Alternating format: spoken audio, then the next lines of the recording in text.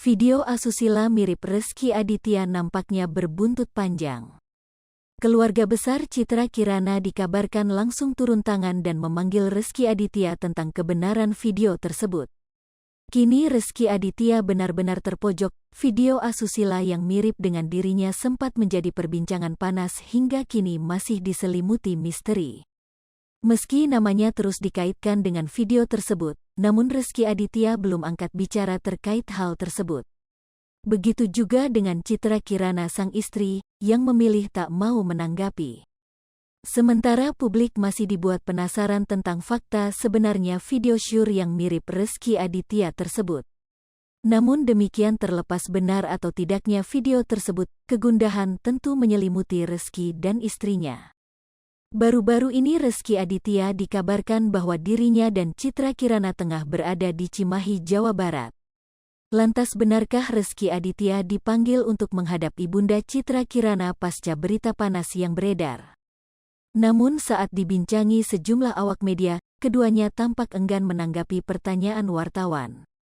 "Maaf ya," kata Citra Kirana. Meski sudah ada di depan mata, namun Citra Kirana dan Rezky Aditya masih enggan membuka suara. Namun di sisi lain, video panas itu telah diteliti oleh pakar telematika bahwa video tersebut jauh dari unsur rekayasa. Kalau di telematika bukan soal kemiripan, tapi seberapa wajar video tersebut dibuat, apakah ada rekayasa konten, apakah ada rekayasa digital, sementara dalam video itu tidak ada rekayasa, ujar Abimanyu, pakar telematika.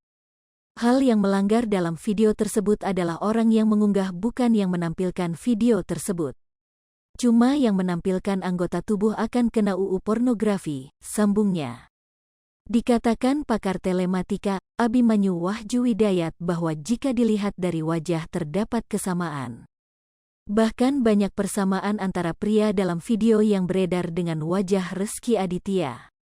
Cuma tinggal sekarang bicara angle penampilan, apalagi ini kan kejadiannya pada malam hari, jadi udah lelah, sebut Abimanyu. Bahkan Rezky Aditya juga dipanggil oleh lawan bicaranya dengan panggilan Adit. Nggak tahu itu memang panggilannya pakai nama Rezky atau Adit, tapi yang pasti dipanggil sebagai Adit, ujar Abimanyu. Jika bicara soal analogi kenapa video tersebut bisa terjadi bahkan kini sampai beredar, ternyata karena lawan main pria yang mirip Rezky Aditya itu mengirimkan wajah wanita. Wanita itu terlihat kebule-bulean, kemudian terjadi video call yang pertama dengan durasi 10 menit 28 detik atau something, ujarnya.